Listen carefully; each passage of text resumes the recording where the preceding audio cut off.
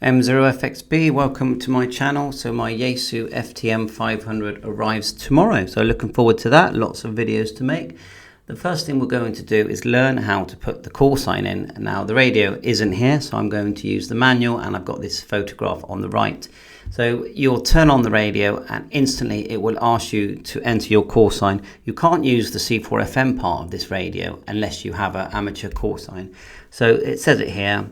Press the function knob to proceed to the call sign input. This is the function knob here, top right. When the transceiver is subsequently turned on, the opening screen appears and you will see this screen here.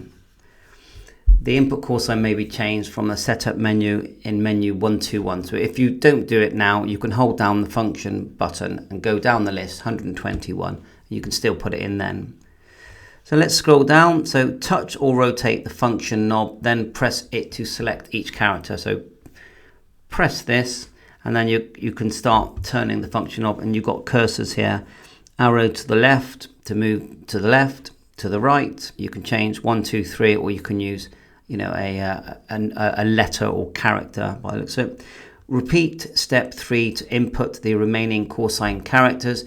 Now I know that at the end of your call sign you can also add 4, I think it's 4 characters. You can add something like Andy, or I would put probably something like FT500. It's got to fit, obviously. It's got to be. You might have to just put F500 or something. So I like them to know what radio I'm using.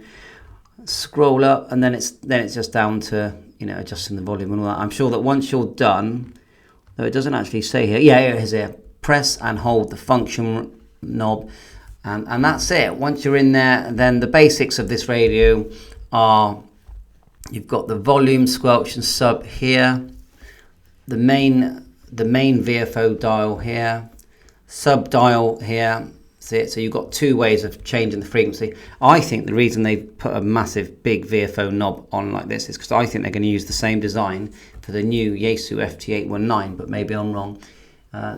Group mode, DX button, SDX here, which is basically a preamp. The 2 arrows here at the top, A and B band. Now the unusual thing about this radio is when you select B, it doesn't show you it at the bottom, it puts it at the top and highlights it at the top, so you're always controlling the top knob. I think that's something they decided. DISP shows the scope. This is the PMG you're seeing now, shows the scope, also puts it into simplex mode. Then you've got the on off button, the back button, which you'll be using a lot. The function button, you'll be using that a lot because you hold it. There are about 9 shortcuts that you can easily assign. You go into the function menu, hold it down, and you can assign your favorite functions there, which makes sense depending on what kind of operations you're doing. You do have a sub volume there. It is GPS. There is built-in Bluetooth. You're not going to have to buy a Bluetooth module for this.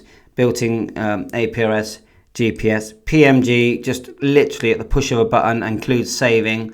And then they've got what they call touch and go, search and go, all to do with the scope. When you hit the display and your scope comes up, you can touch the screen. It's a full touch screen radio. And look at the bottom here, remember, built-in speaker, built-in 6-pin microphone connector, and I believe it is an RJ45 because the lead that comes with for the head unit is very short. Just get yourself a good quality RJ45, which is what I've got here already, and then I can sit here quietly and learn this radio. But really, if you've already had a Yaesy FTM200, 300, I would say you're going to be very familiar with this already. So anyway, this video is about just entering your call sign. Looking forward to playing with this tomorrow. Catch you soon with lots of learning on the Yaesy FTM500.